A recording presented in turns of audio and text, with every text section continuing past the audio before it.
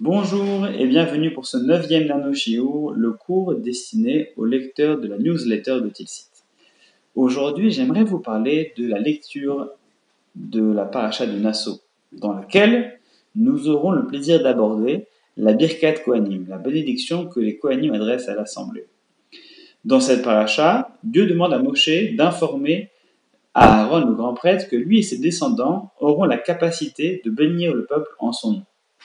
Le Rav Shimshon Raphaël Hirsch pose la question, mais est-ce une capacité ou est-ce un devoir? Les enfants d'Aaron auront-ils la possibilité de bénir ou auront-ils le devoir de bénir? Il répond que, au-delà d'une capacité, c'est plus une obligation. Une obligation à bénir dans le cadre de leur sacerdoce. Ils n'avaient cette possibilité, ils n'avaient le pouvoir de bénir uniquement que dans le cadre de leur service divin. Et en dehors de ce service, ils ne pouvaient pas bénir. Il le démontre à partir d'Aaron, qui lui-même a béni, mais uniquement alors qu'il était en fonction. Puis il est descendu et il a arrêté de bénir. Eh bien, c'est intéressant parce que nous-mêmes, à chacun son niveau, avons parfois une capacité, un pouvoir, parfois une intelligence, une richesse supérieure aux autres.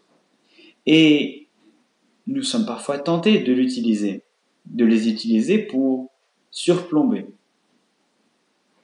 Mais il faut bien comprendre que cette capacité ne nous a été donnée que pour l'utiliser pour créer quelque chose.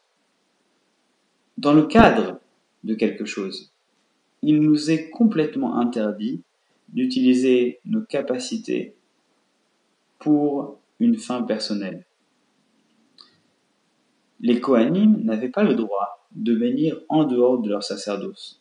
Nous-mêmes, lorsqu'on détient un pouvoir professionnel ou familial, il ne faudrait surtout pas dépasser ce cadre-là et commencer à incarner ce pouvoir. Si nous avons un devoir, nous devons le respecter, mais uniquement dans le cadre qui nous a été imposé.